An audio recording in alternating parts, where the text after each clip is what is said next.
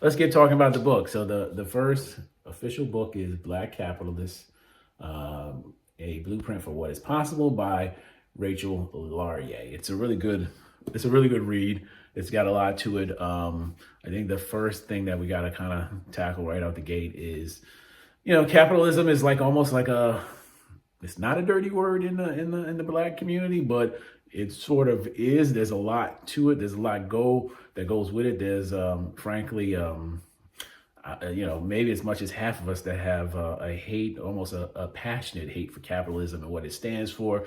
And the reasons are obvious, and the reasons, the author gets into when she talks a bit about slavery in the book and the history and how it ties to how we feel today a lot of times about capitalism. So that's a big part of it. But when you cut through all that, at the end of the day, capitalism, it ain't going anywhere. It is as part of America as anything. So capitalism isn't going to disappear. So hence why the author goes down the path she does in terms of talking about the need to reinvent it, to redefine it, to make it different than what it is.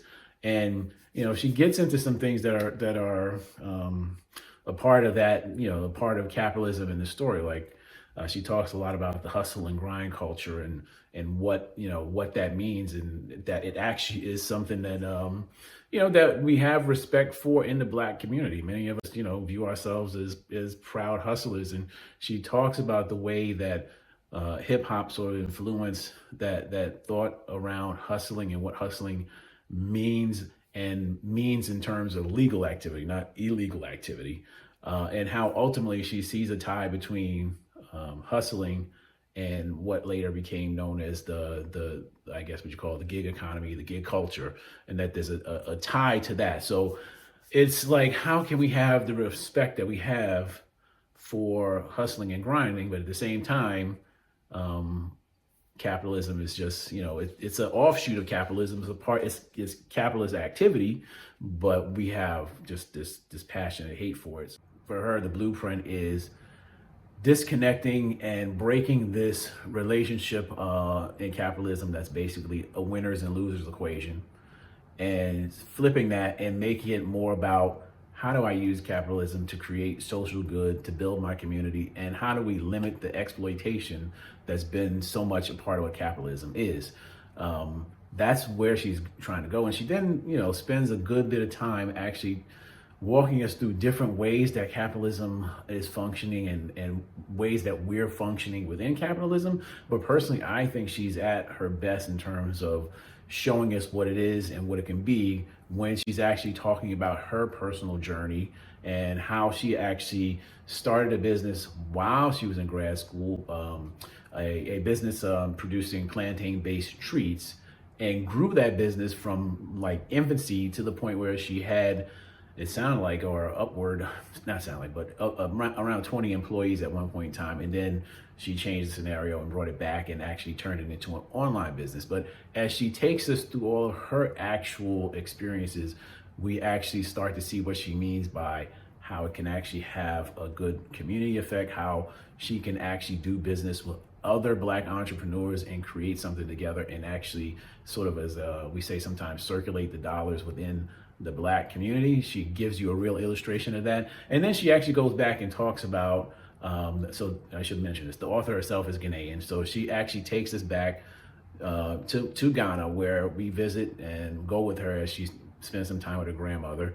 And she goes and kind of lays us or walks us through the business that her grandmother and grandfather built, and how that has actually fueled their family and the community around them for years and years and years. And that's kind of the vision I think she's trying to get to with what she sees as possible as happening in America. As I thought about what she was trying to do here, and thought about, can we actually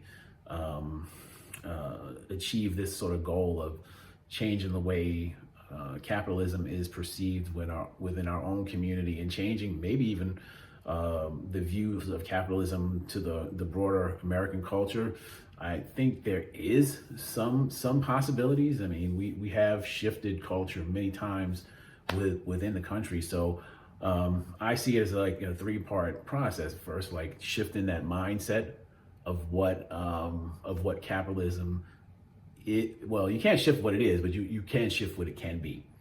So maybe that's the first step, is shifting what it can be, thinking about the need for the change in culture, like as she goes back and she talked about the hustle and grind culture and how that sort of started in hip hop in the late 90s and early 2000s, and was personified by so many artists within music, and then it broadened out to culture and took probably an old concept of freelancing, and then it was redubbed sort of the gig economy, and that now, everybody kind of deems themselves a hustler and grinder. It's kind of a badge of honor that people wear and see and want. They want to be viewed that way in many ways. So it's like first shifting that mindset, changing the culture, and then the last phase that would probably be changing the political and economic and structure underneath capitalism to make it more favorable, and less about, again, that push and pull between winners and losers, but how do we make it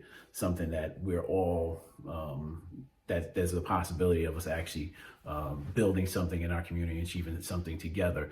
That to me is the classic multi-generational battle. You're not going to do that in a matter of 5 or 10 or 15 years. We're talking about a 25 to 30-year journey to get from where we are now to someplace else. But I do believe in some ways that there's a possibility, and I kind of agree with her premise that you really can have something. You really can make capitalism potentially create social good within communities and limit the exploitation. So here's the bottom line.